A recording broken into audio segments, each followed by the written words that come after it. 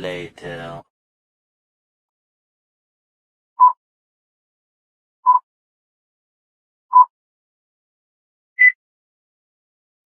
Hai semua, sebelum saya menyampaikan video, saya ingin menyampaikan pantun terlebih dahulu. Melati kuntum melata, saya merebah di pohon cemara.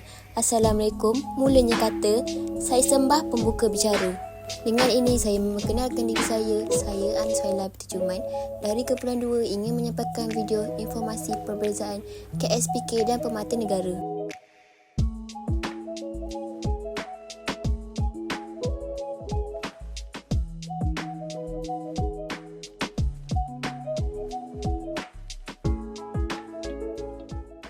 Yang pertama sekali, saya akan menerangkan tentang pertubuhan KSPK dan Permata. Pertubuhan KSPK diperkenalkan pada tahun 2010 dan telah disemak semula pada tahun 2017. Seterusnya, ia mencapai kualiti kurikulum yang dilaksanakan setanding dengan standard antarabangsa di bawah Pelan Pembangunan Pendidikan Malaysia dari 2013 hingga 2025. Seterusnya, Pertubuhan Permata Negara ditubuhkan pada tahun 2004 oleh sekumpulan pakat dan diketuai Isri YAB, Timbalan Perdana Menteri pada masa itu. Seterusnya, tak lain tak bukan, saya akan menyampaikan tentang matlamat KSPK dan Permata. Seterusnya, matlamat KSPK ia bertujuan untuk memperkembangkan potensi murid berumur 4 hingga 6 tahun secara menyeluruh dan bersepadu dalam aspek jaris melalui persekitaran pembelajaran yang selamat dan menyuburkan serta aktiviti pembelajaran yang menyeronokkan seperti kreatif, menanam keyakinan dan membentuk konsep kendiri yang positif pada diri murid agar mereka bersedia untuk menghadapi cabaran dan mengikut pembelajaran yang seterusnya. Seterusnya, matlamat Permata Negara ia menyediakan program asuhan dan didikan awal yang bersepadu untuk kanak-kanak yang berumur 0 hingga 4 tahun. Kurikulum ini juga menyediakan peluang kepada kanak-kanak untuk mendapatkan pengalaman pembelajaran awal yang berkualiti untuk melahirkan model insan negara yang mempunyai sahsiah mulia, kerohanian yang mantap, kecerdasan intelek yang tinggi, menghargai kepelbagaian budaya, patriotik dan mengamalkan gaya hidup sihat. Seterusnya, saya akan menyampaikan tentang objektif Permata Negara. Yang pertama, membina emosi, akhlak dan spiritual kanak-kanak untuk melahirkan individu yang bersahsiah mulia, tenang, ceria, bersopan santun, penyayang, berempati dan adil. Yang kedua pula, membina kemahiran interpersonal dan sosial yang baik untuk membolehkan kanak-kanak bergaul dalam masyarakat pelbagai budaya. Yang ketiga pula, membimbing kanak-kanak menguasai kemahiran awal berbahasa, berkomunikasi dan literasi dalam bahasa Melayu, bahasa Ibunda dan bahasa Inggeris. Yang keempat pula, mendidik kanak-kanak mengamalkan pemakanan sihat, kebersihan dan keselamatan diri dan gaya hidup sihat. Yang kelima pula, melatih kanak-kanak mengurus diri sendiri sehingga mereka yakin mampu berdikari dan boleh membuat keputusan berdasarkan kebolehan diri. Yang keenam pula, membantu kanak-kanak mengembangkan kemahiran motor kasar dan motor halus serta perkembangan fizikal yang mapan.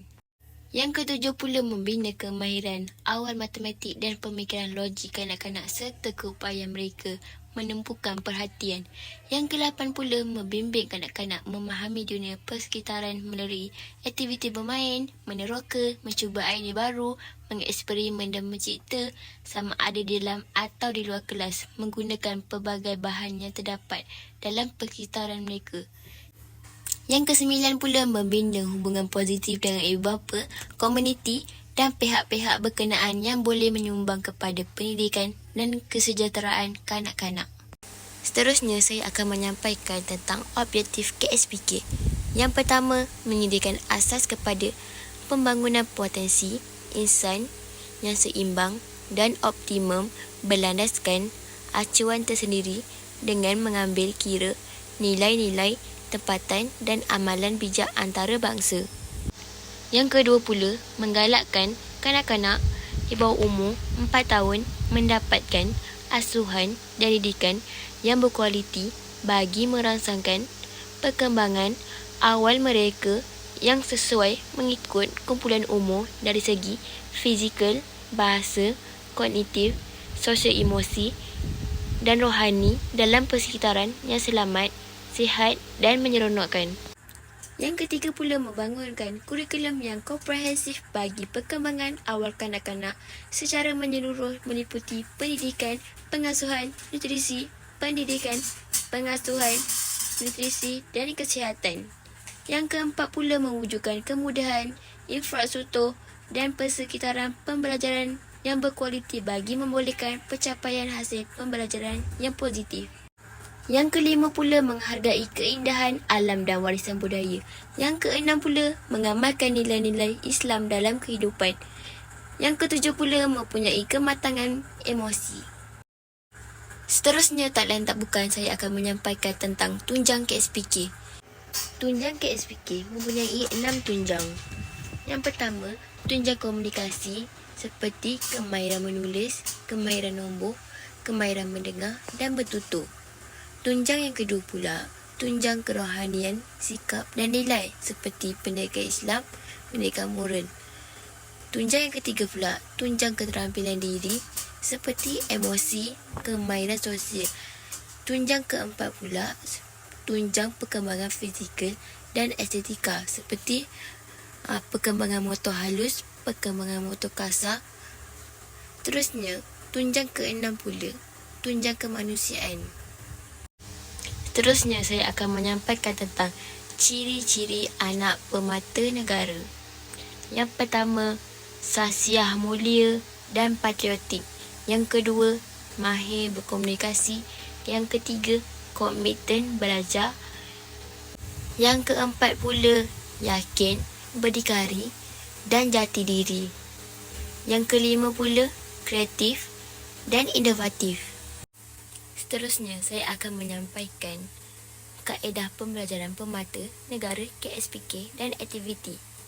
Pemata negara menggunakan kaedah RPA, iaitu Rancangan Pelaksanaan Aktiviti. Aktiviti yang dijalankan ialah bernyanyi dengan menggunakan lagu pemata negara. Akhir sekali, saya akan menyampaikan tentang perkembangan pemata. Yang pertama, perkembangan sosial, sosio-emosi dan kerohanian. Yang kedua, perkembangan bahasa, komunikasi dan literasi awal. Yang ketiga, perkembangan awal matematik dan pemikiran logik. Yang keempat, perkembangan diri dan pemahaman dunia persekitaran. Yang kelima pula, perkembangan kreativiti dan estetika. Yang keenam pula, perkembangan fizikal. Sebelum saya mengakhiri pembicaraan saya ingin memberikan pantun. Pergi memancing ke Sungai Sula, nila dipancing di hari senja. Salam undur diri dari saya untuk teman-teman semua. Sekian, terima kasih. Semoga kita berjumpa lagi di lain hari.